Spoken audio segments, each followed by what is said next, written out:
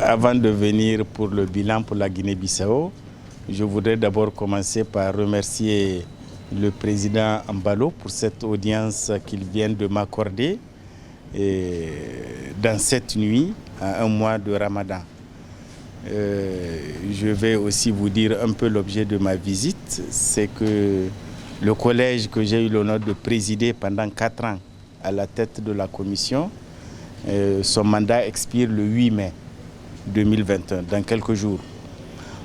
Donc je fais le tour des 8 capitales de l'Union pour pouvoir présenter nos vifs remerciements et notre gratitude aux chefs d'État qui nous ont fait confiance en nous nommant comme dirigeants de cette grande institution qu'est l'UEMOA, et aussi pour leur remettre le bilan de nos activités pendant cette période. J'ai remis 2 exemplaires de notre bilan au président Embalo. Et bien sûr, nous avons travaillé dans un contexte très difficile au plan communautaire. Comme les États, nous avons subi les défis de l'insécurité, les défis de la pandémie de la Covid-19, de la crise socio-économique et enfin de la rareté des ressources.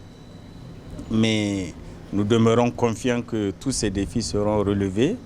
Et avec le président Embalo, nous avons évoqué l'avenir de notre institution, de l'UEMOA, qui est un bon cadre d'intégration économique régionale.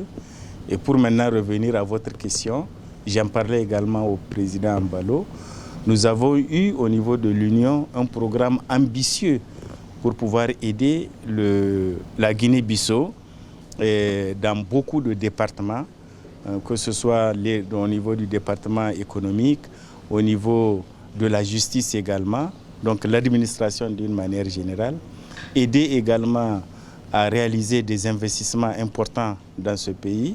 La Guinée-Bissau en a reçu, comme tous les autres États, en matière hydraulique, en matière énergétique. Beaucoup d'infrastructures ont été réalisées ici. Tout ça se retrouve dans le revue annuel que nous avons l'habitude de faire et dans les 8 États, et aussi dans le bilan que je viens de remettre au président Embalo.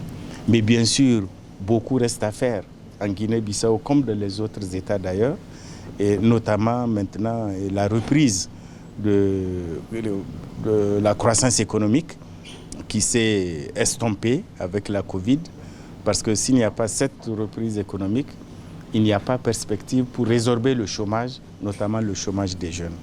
Voilà donc ce que je pourrais dire comme en quelques mots le bilan de l'UEMOA en Guinée-Bissau. Vous verrez l'exhaustivité de tout ce bilan dans les différents rapports que nous avons produits et dans le livre bilan que je viens de remettre au président Embalo.